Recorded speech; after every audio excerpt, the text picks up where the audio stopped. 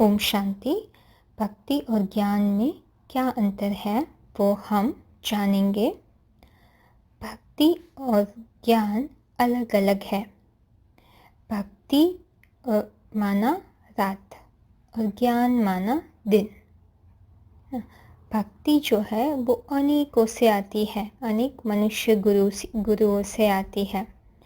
और ज्ञान जो है, सत्य ज्ञान जिसे हम कहते हैं राजयोग, वो एक ईश्वर से आता है जो अभी आ चुके हैं और हमें पढ़ा रहे हैं। भगवान कहते हैं, भगवान हमें भक्ति करना नहीं सिखाते हैं। भक्ति का फल जो है सत्य ज्ञान, वो हमें देते हैं जिससे हम देवता बन सके, जिसका शास्त्रों में गायन है। 16 कला संपन्न, संपूर्ण निर्विकारी, सर्वगुण संपन्न, अहिंसा, मर्यादा पुरुषोत्तम। जिन जिन देवात्माओं ने बड़ी श्रद्धा भावना से शतो प्रधान भक्ति की हुई है, उनको भगवान को पहचानने में बिल्कुल देर नहीं लगती, क्योंकि भगवान अभी सतो प्रधान भक्ति का फल दे रहे हैं। अभी की जो भक्ति है वो रजो और तमो प्रधान भक्ति गिनी जाती है, जो मनुष्य गुरुओं से आई है। तो इसलिए अभी की जो भक्ति है उससे हमें भगवान नहीं मिल सकता है। और भगवान कहते हैं भक्ति भी अनेक प्रकार की भक्ति होती है, जिसे नवधा भक्ति कहते हैं, परंतु ज्ञान तो एक ही है। God is one, God is truth, इसलिए सत्य ज्ञान भी एक से ही आता है। और भगवान कहते हैं भक्ति माना कि हम जैसे गुड़ियों की पूजा करें, जो मूर्ति पूजा कर रहे हैं ना, निर्जीव तत्व की पूजा कर रहे हैं, तो भगवान कहते हैं कि वो एक अंधश्रद्धा है। भगवान कहते हैं बिना किसी को जाने, समझे, पहचाने, उनके दिव्य कर्तव्यों को देखे, उनका संग के रंग लिए बिना हम किसी को भी भगवान के रूप में नहीं मान सकते हैं और ना ही श्रद्धा बिठा सकते हैं। जैसे हम जानते हैं कि भगवान तो 5000 साल पहले आया था, अभी वापस वही समय आया है, इसलिए अभी वापस आया है। इस 5000 साल के दरमियान तो भगवान आया ही नहीं था। और जब भगवान आता है तो हमें भक्ति करने की ज़रूरत नहीं पड़ती है, क्योंकि शास्त्रों में भी कहा है रीते ज्ञानेन मुक्ति, और ये भी कहा है जब ज्ञान मिल जाता है तो कोई शारीरिक परिश्रम करने की ज़रूरत नहीं पड़ती है। मन बुद्धि रूपी आत्मा को आप एक किनारे लगा देते हो, जिसको हम तीर्थ कहते हैं, ये राजयोग की शिक्षा से। तो भगवान कहते हैं तो उस हिसाब से हम आत्मा को पावन बनाते हैं, भक्ति करने की ज़रूरत नहीं पड़ती है ना। तो इसीलिए भगवान आता ही है हमें पापों से मुक्त कराने सत्य ज्ञान के द्वारा, इसलिए कहते हैं रीते ज्ञानेन मुक्ति। और भगवान हमें रोना, मांगना, शोर शराबा, ऐसे करना, ये ज़ोर ज़ोर से पुकारना, वो नहीं सिखाता है। जप, तप, दान, यज्ञ, नाचना, क्रियाकांड, नाच गाना, वो सब करना तो नहीं सिखाता है। भगवान तो बोलता है मन के मौन से नई रंगत आती है। तो माना मन, भगवान तो जो है कहते हैं कि भगवान तो कहता है विकारों का भोग चढ़ाओ। भगवान भोग चढ़ाना भी फिजिकल स्थूल रूप में नहीं सिखाता है, वो तो भोगता है। इसलिए भगवान तो मन बुद्धि की तीर्थ यात्रा कराता है, जिससे हम स्वर्ग तक पहुँचते हैं, है ना। तो उस हिसाब से ज्ञान में ऐसा कुछ नहीं होता है। और भक्ति के हिसाब से कितना भटकना पड़ता है, एक जगह से दूसरी जगह से तीसरी जगह। तो और उसकी वजह से तो मन बुद्धि भी भटक रही है, आत्मा कमज़ोर हो रही है, एक पे श्रद्धा विश्वास भी नहीं बिठा रहे हैं। लोग दुखी परेशान तड़प रहे हैं, भगवान को अभी भी पुकार रहे हैं। अगर भगवान अब तक मिला होता तो पुकारते थोड़ी। जो ज्ञान मार्ग में ऐसा तो कुछ होता ही नहीं है। भगवान तो कहते हैं भगवान मिल जाता है तो आत्मा तृप्त होती जाती है और कोई इच्छा नहीं रहती है। इच्छा मात्र में विद्यार्थी की स्टेज तक पहुंच जाते हो तो उसमें उन्नति करते हो, ऐसे नहीं कि नीचे उतरते जाते हो। तो भक्ति में तो ऐसे ही हुआ है, नीचे उतरते जाते हैं और उसमें कोई ज्ञान नहीं है, फिलॉसफी है। जो स्थूल रूप के हिसाब से कथा कहानियों के द्वारा, बट कोई आध्यात्मिक ज्ञान नहीं है, आत्मा का ज्ञान नहीं है। भगवान यहाँ हमें आध्यात्मिक ज्ञान देते हैं, आत्मा के अंदर का ज्ञान, है ना। और भक्ति में तो स्वार्थ युक्त होता है। लोग कुछ डर के मारे या फिर कुछ भगवान से हमें प्राप्त हो परिवार की सुरक्षा के लिए कुछ न कुछ स्वार्थ युक्त हमारी कामनाएं होती है, उसके आधार पर हम भगवान को पूछते हैं। और वो भी हम जब भी हमारा दिल चाहे तभी हम करते हैं।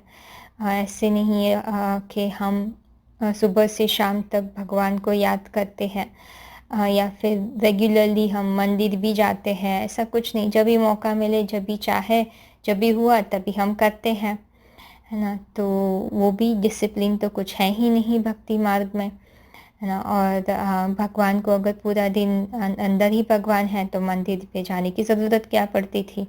तो वो भी एक अंधश्रद्धा हो गई, है ना। तो वो हठ योग हो गया, ज़बरदस्ती एक जगह पर जाओ, स्थान हो, एक म्यूज़िक हो, माहौल हो तो ही भगवान को याद कर सकते हैं।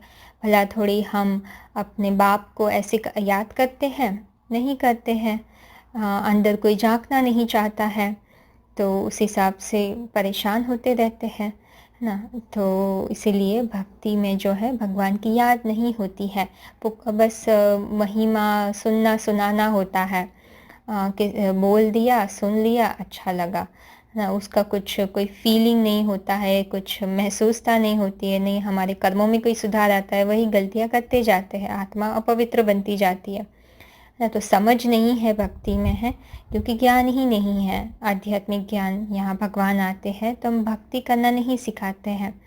भगवान जैसे कहते हैं ज्ञान मिलता है तो भक्ति से वैराग आ जाता है। भगवान तो हमें सत्य ज्ञान देते हैं, आत्मा को पावन बनाने के लिए, आत्मा को शुद्ध बनाने के लिए, आत्मा को मजबूत बनाने के लिए, आत्मा को एकाग्र करते हैं, मन बुद्धि की एकाग्रता, मन बुद्धि को एकाग्रचित करते हैं और निरंतर सुख शांति का अनुभव करवाते हैं, है ना। और भगवान जो है ये कोई सुख शांति कोई वस्तु या व्यक्ति या मूर्ति के आधार पर कोई पिक्चर लगाकर या पूजा करके नहीं कराते हैं। भगवान तो हमें बिना कोई स्थूल रूप का आधार लिए हुए उसकी पहचान के माध्यम से ही, सत्य ज्ञान के माध्यम से ही उनकी याद कराते हैं। और यहाँ कोई चैंटिंग भी नहीं करनी पड़ती है, अंदर साइलेंस में याद होती है, एकदम शांति में।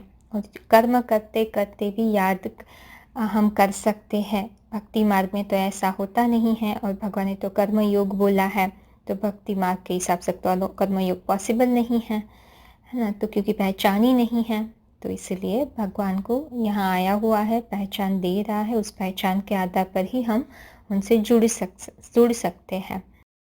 और भक्ति में जो याद होती है उसको हम आर्टिफिशियल याद कहते हैं और भगवान हमें यहाँ नेचुरल याद करना सिखाता है।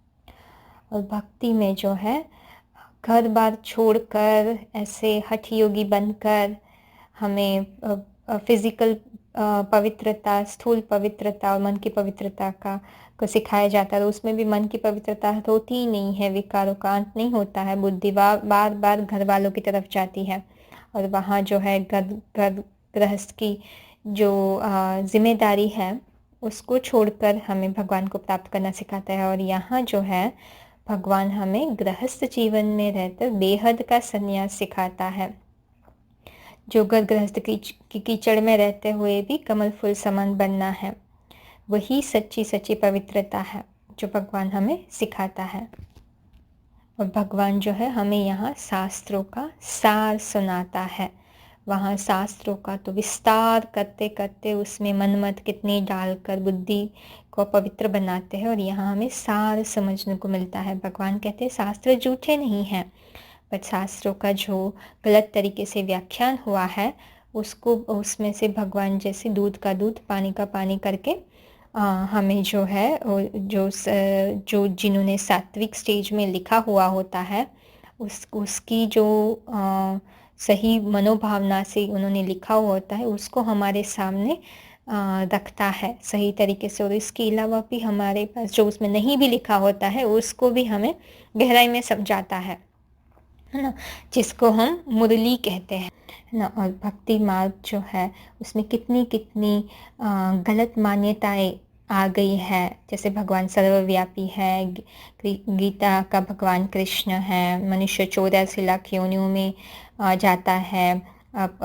साइकिल जो है ये पूरा काल चक्र कहते हैं कि बिलियंस ऑफ ईयर्स है, लंबा है, अभी 40,000 साल अभी बाकी है कलयुग में। ऐसे ऐसी सब अंधश्रद्धा युक्त मान्यताएं, गलत गलत मान्यताओं से मनुष्य को भटका दिया है। और भगवान आके हमें जागृत करता है, हमें जगाता है। इसलिए मुसलमानों कहते हैं ना कि कब्र दाखिल हुए को भगवान जो है वो जीवित करता है। हमें भगवान ये सब सत्य ज्ञान से हमारी बुद्धि को जागृत करता है और कहता है अभी समय नहीं है, अभी बहुत कम समय है। और 84 लाख नहीं 84 जन्म लेते हो, और भगवान सर्वव्यापी नहीं है, और गीता का भगवान कृष्ण नहीं है। ये सब चीज़ें जो है गलती कैसी हुई है वो सब प्रूफ्स है। भगवान जो है प्रूफ और प्रमाण के साथ बताता है। भक्ति मार्ग में तो कुछ होता नहीं है, और एक चीज़ होती है तो दूसरी चीज़ एक काटती रहती है एक दूसरे को, कहीं समझ नहीं है। भगवान की तो कोई भी चीज़ काटती नहीं है एक दूसरे से, और वो संपूर्ण सार्वभौम सत्य है ना। इसीलिए और भक्ति मार्ग में तो कोई लक्ष्य ही नहीं है।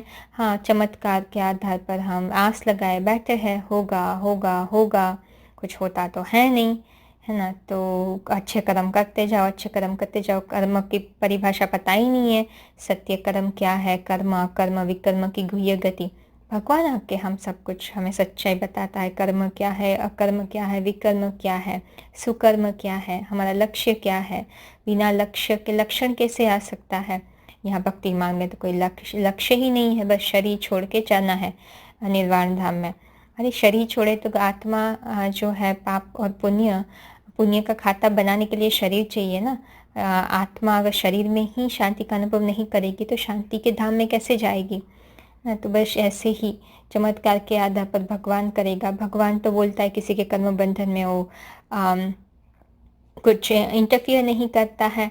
तो और अभी एक साइड हम कहते हैं भगवान सब करता है, वो कैसे चलेगा, है ना। तो उसी हिसाब से अंधश्रद्धा युक्त हम बंद आंखों के साक्षात्कार के ऊपर अपना आस लगाए बैठे हैं। भगवान तो हमें बुद्धि का जो है प्रैक्टिकल के रूप में ज्ञान के आधार पर हमें साक्षात्कार कराता है, खुली आंखों का, बंद आंखों का नहीं, समझ के आधार पर कराता है, जिससे आत्मा जो है शुद्ध बनती है, आत्मा शांति का अनुभव करती है, फिर वो शांति धाम में जाती है और वापस नई दुनिया में आ जाती है। तो और भगवान तो हमें बहुत ऊंचा लक्ष्य देते हैं कि यही जीवन में हमें अमर बनना है, यही शरीर से ही सतयुग में जाना है, इतना ऊंचा लक्ष्य देते हैं। भगवान कहते हैं अगर कोई डॉक्टर है तो अगर डॉक्टर की पढ़ाई पढ़ता है तो ऐसा कहेंगे अगले जन्म में हम आपको डिग्री दे देंगे, तो कोई पढ़ेगा? कोई नहीं पढ़ेगा। इसलिए भगवान कहते हैं यही जन्म में प्राप्ति कराता हूँ, वो गारंटी देता है अगर हम भगवान की श्रीमत पर चलेंगे तो, श्रेष्ठ मत पर चलेंगे तो, है ना। और एक श्रेष्ठ मत तो ऊंची से ऊंची मत तो एक की ही होती है। तो भक्ति मार्ग में तो कुछ श्रेष्ठ मत है ही नहीं, कन्फ्यूजन ही है। सब लोग एक ये कहता है, एक वो कहता है, रावण के 10 सिर के तरह, रावण के 10 मत, इसलिए तो 10 सिर दिखाते हैं। तो इसलिए बोलते हैं भक्ति रावण से आती है। तो हर एक को अलग अलग अलग अलग चीज़ बोलता है। तो अभी तो लोग अंधश्रद्धा एकदम नास्तिक हो चुके हैं, है ना। और भक्ति तो बस ऐसे नाम के नाम पे करते हैं, या वो भी मांगना होता है। कितना पीछे पड़ते हैं लोग, पैसे मांगते हैं। तो हर जगह जाओ तो मांगना होता है। भगवान तो कभी मांगना नहीं सिखाते हैं, है ना। भगवान जो आता है वो तो सबसे ऊंची यूनिवर्सिटी ओपन करता है, कोई बिजनेस तो खोलता नहीं है। ये तो एक भक्ति मार्ग तो एक बिजनेस हो चुका है, कहीं सत्यता नहीं है ना। तो वो जो है रजो और तमो प्रधान देहभान हमारा बढ़ाता है, और भगवान तो हमारे सत्व संस्कार बढ़ाता है, आत्माभिमानी स्थिति में स्थित होना सिखाता है ना। मन को अमन बना देता है, जिसे हम निर्संकल्प स्थिति कहते हैं, कर्मातीत अवस्था कहते हैं, है ना। और भक्ति तो जो है वो एक बस भावनाओं से भावना युक्त होती है, कुछ समझ नहीं है। हम तो और भगवान तो जो है हमें याद करना गहरी तीसरी आँखों से हमें वो समझने को कहता है, और उसके आधार पर याद करने को कहता है। ज्ञान युक्त याद होती है हमारी, है ना। और भगवान की तो बायोग्राफी जानते ही नहीं है, और यहाँ तो हम भगवान को पूरा समझकर उनके ऊपर श्रद्धा बिठाते हैं, है ना। और जो भक्ति मार्ग में जो भी वो लोग कहते हैं, उसमें तो बहुत सारी मिक्सचैरिटी है।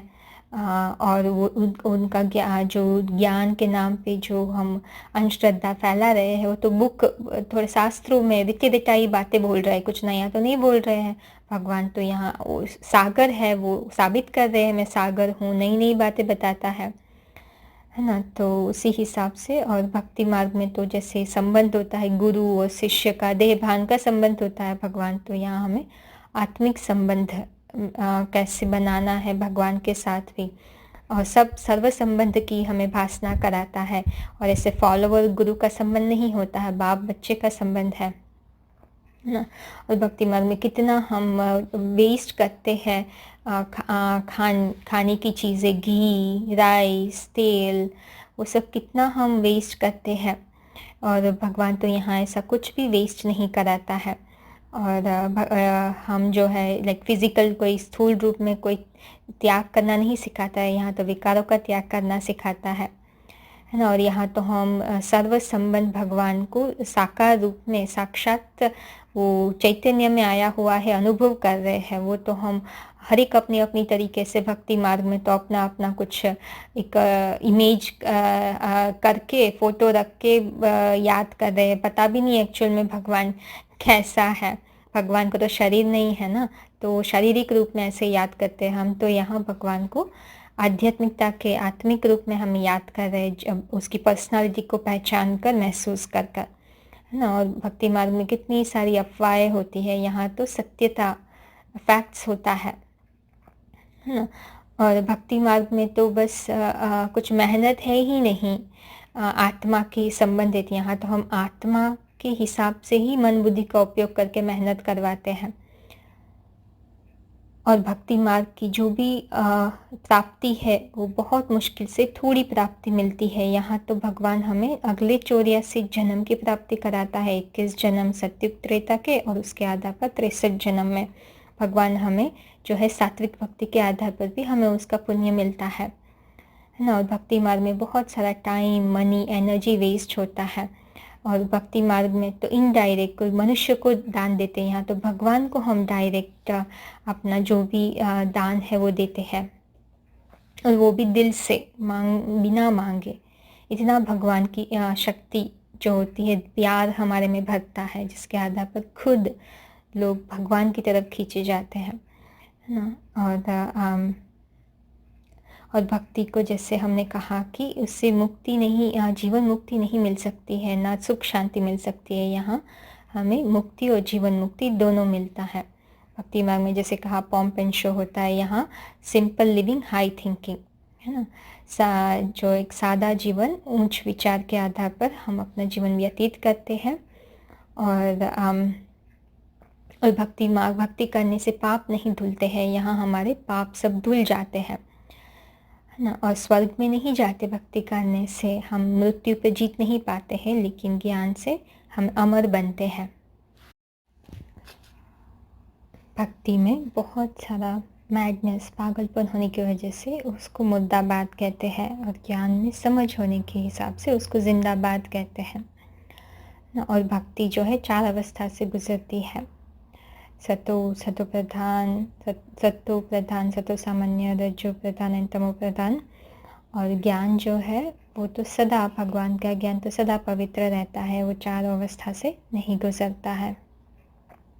भक्ति जो है वो इम्प्रैक्टिकल है, ज्ञान यहाँ जो है प्रैक्टिकल है, और भगवान ये ज्ञान के आधार पर सबको जोड़ता है।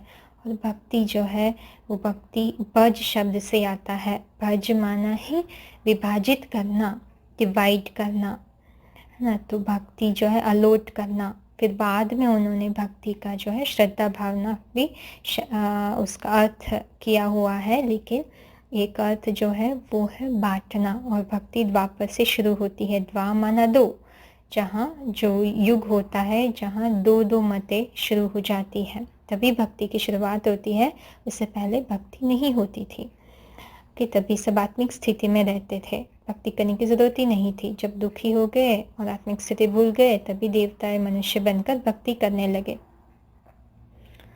हाँ, और भक्ति जो पहले थी सात्विक होती थी, क्योंकि पहला जो भगवान बताते हैं सोमनाथ का मंदिर बना था, और उसमें विक्रमादित्य के पिताजी ने उनको राय दी थी कि पहले शिवलिंग बनाकर उनकी पूजा करो। तो उसी हिसाब से पहले एक की पूजा होती थी, जिसको अव्यभिचारी पूजा कहते थे, इसलिए उसको सात्विक भक्ति कहते हैं।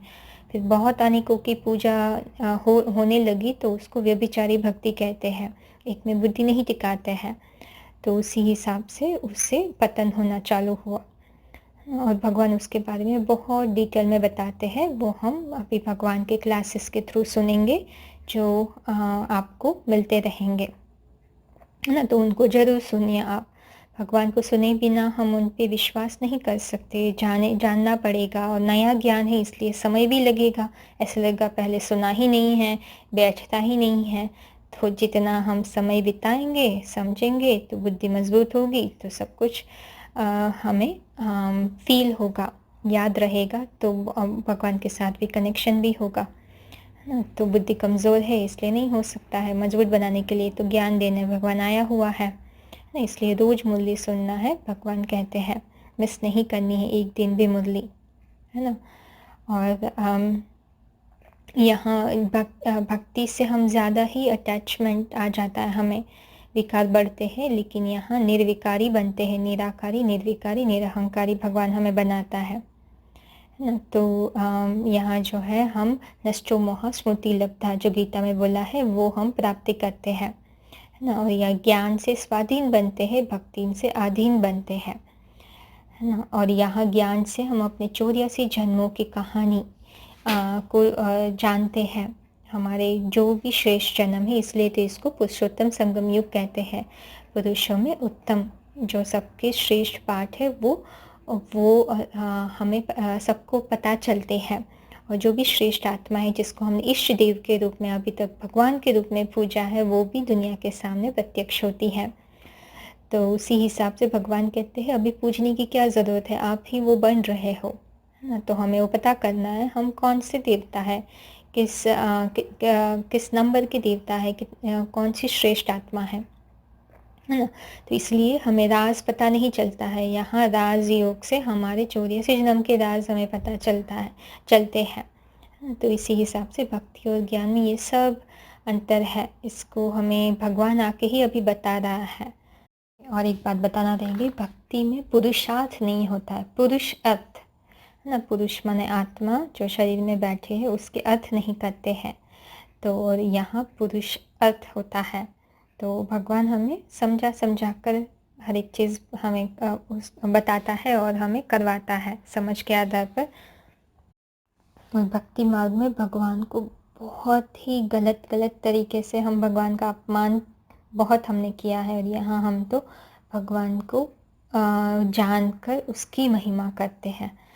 तो यहाँ भगवान के हम बच्चे बनते हैं और सर्व संबंधों का अनुभव करके सर्व प्राप्ति अनुभव कर रहे हैं, है ना। तो ये मौका आप ना गवाइए और भगवान को समझकर उनको याद करना है, यथार्थ याद उसमें अव्यभिचारी याद होनी चाहिए। अलग अलग अलग अलग अलग मत को मिक्स करके याद होगी तो वो भी व्यभिचारी कही जाएगी, उससे भी प्राप्ति नहीं हो सकती है। इसलिए एक से सुनना है, एक को ही याद करना है पहचान कर, जिससे आत्मा अतीन्द्रिय सुख का अनुभव कर सके, है ना, निरंतर सुख शांति में रह सके।